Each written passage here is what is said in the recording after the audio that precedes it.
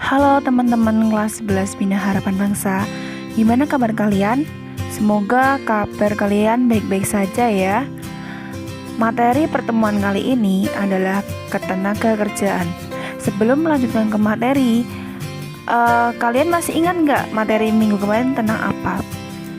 Ya, materi minggu kemarin yaitu mengenai pertumbuhan dan pembangunan penduduk. Untuk kali ini kita langsung aja ke materi. Sebelumnya untuk itu kita perlu mengetahui pengertian tentang tenaga kerja.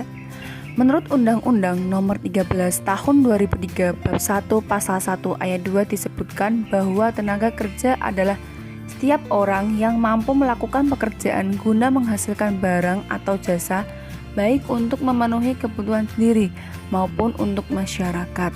Selanjutnya, angkatan kerja adalah penduduk usia kerja mulai dari 15 tahun sampai dengan 64 tahun yang bekerja maupun mempunyai pekerjaan namun sementara tidak bekerja dan menjadi pengangguran. Yang terakhir adalah kesempatan kerja. Kesempatan kerja adalah suatu keadaan di mana tersedianya lapangan kerja bagi angkatan kerja yang membutuhkan pekerjaan. Kesempatan kerja dibagi menjadi dua, yaitu kesempatan kerja penuh dan setengah menganggur. Kesempatan kerja penuh mereka yang bekerja memenuhi syarat yaitu 40 jam per minggu. Sedangkan setengah menganggur yaitu mereka yang bekerja di bawah jam kerja normal kurang dari 35 jam per minggu. Sampai sini paham? Mari kita lanjutkan ke faktor yang memengaruhi kesempatan kerja. Yang pertama ada tingkat pendidikan, pengetahuan, keterampilan, dan keahlian. Yang kedua ada lapangan kerja yang tersedia dan kebutuhan tenaga kerja. Yang ketiga ada komposisi umur dan penduduk. Selanjutnya ada klasifikasi tenaga kerja berdasarkan keahlian tenaga kerja.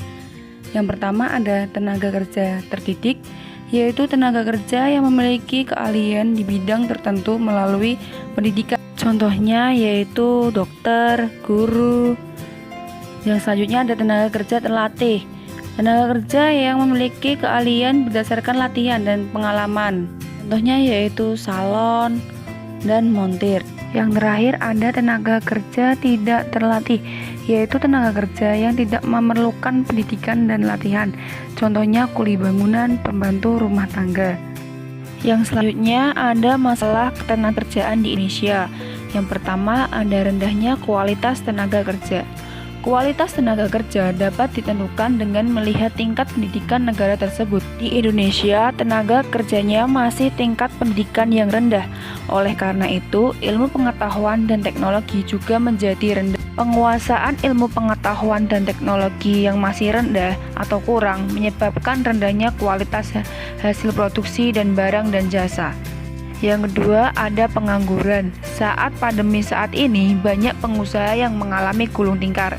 Akibatnya banyak tenaga kerja yang kena PK atau diberhentikan di kerjaan dan akan membuat angka pengangguran semakin meningkat.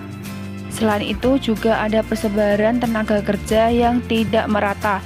Tenaga kerja di Indonesia terpusat di Pulau Jawa, padahal di daerah lain membutuhkan tenaga kerja, terutama pada sektor perhutanan, perkebunan, dan pertanian.